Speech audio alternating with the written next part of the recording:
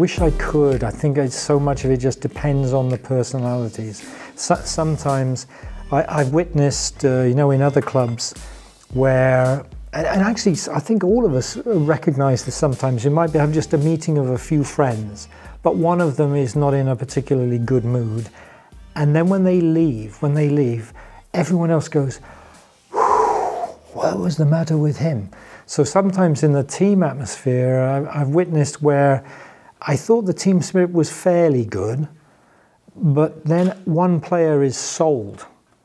And you suddenly realize after they've gone, you realize all the bad things that they were doing. You didn't actually notice this. And there is relief in the rest of the players that go, oh, thank God he is gone. And you suddenly realize, well, we weren't smart enough to be focused to notice the people that were pulling things down.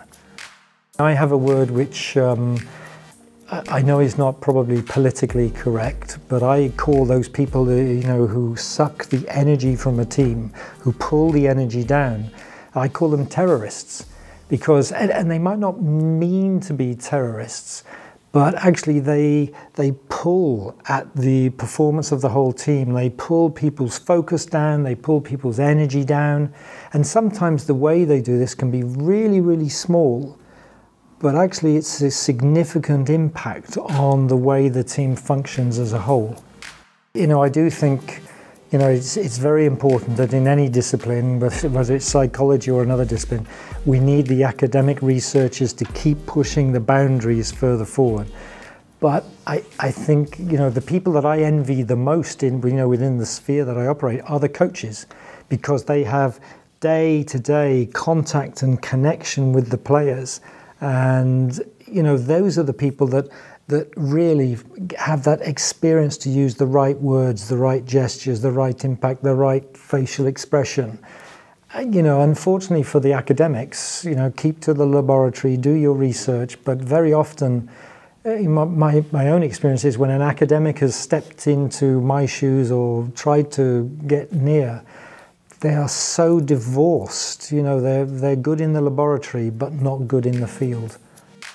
I think it's to do with what's the impact you are making.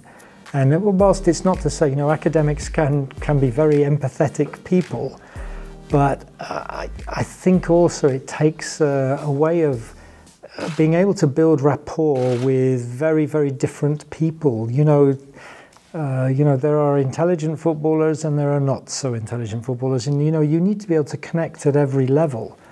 In order to have that empathy and to realize what's going on for them. You need, as a sports psychologist, is the ability to really make that close connection so that you build a level of, you know, you use the word empathy, you build the trust. They know they can trust you, not just trust you in terms of confidential information, but trust that you can actually help them.